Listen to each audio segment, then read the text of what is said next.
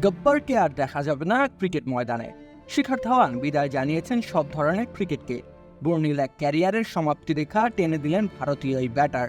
উত্থান পতনের ক্যারিয়ারকে আর বেশি দীর্ঘায়িত করতে চাইলেন না। এখন বোধহয় বেশ ক্লান্ত তিনি। সেই 2004 সালে আলোচনায় এসেছিলেন শিখর ধাওয়ান। তখন তিনি ছিলেন টগবগে তরুণ। অনূর্ধ্ব-19 বিশ্বকাপে 3 সেঞ্চুরি হাঁকিয়ে তাক লাগিয়ে দিয়েছিলেন গোটা ক্রিকেট বিশ্বকে।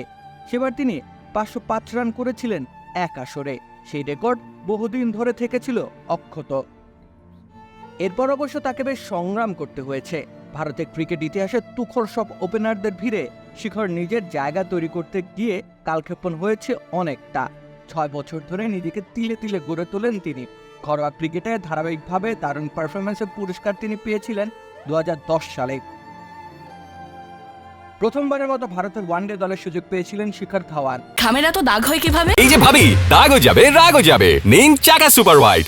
অস্ট্রেলিয়ার বিপক্ষে অভিষেক ম্যাচটা তিনি নিশ্চয়ই ভুলে যেতে চাইবেন, কেননা সেদিন যে তিনি ফিরেছিলেন শূন্য হাতে। তবে বছরখানেক বাদে ওয়ানডে ক্রিকেটে তার প্রত্যাবর্তন ঘটে। ওয়েস্ট ইন্ডিজের বিপক্ষে 51 রানের একটি ইনিংস খেলে নিজের সামর্থ্যের জানান দিয়েছিলেন শিখর ধাওয়ান।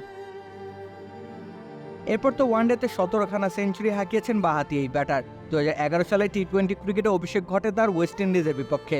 তারও বছর 2 বাদে বনেদির সাদা পোশাক গায়ে জড়ানোর সুযোগ আসে তার। লাল বলের ক্রিকেটেও 7টি সেঞ্চুরি রয়েছে তার নামের পাশে। 3টি সেঞ্চুরি প্রায় ডাবল সেঞ্চুরির কাছাকাছি গিয়ে থমকে গিয়েছিল। তেমনি করে 2022 সালের পর থমকে গিয়েছিল শিখর ধাওয়ানের ক্যারিয়ার। ভারত দলের তরুণদের আধিপত্য তার ফেরার রাস্তাকে করেছে সংকীর্ণ। তাছাড়া পারিবারিক ঝঞ্ঝাট তাকে বিধ্বস্ত করেছে ভীষণভাবে।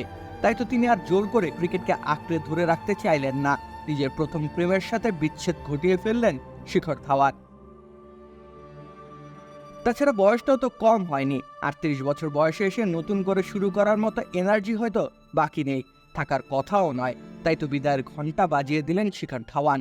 আন্তর্জাতিক ক্রিকেটে প্রায় 11,000 রান নিয়ে তিনি টেনে দিলেন সমাপ্তি রেখা। রাকিব হোসেন রুম্মান, খেলা 71।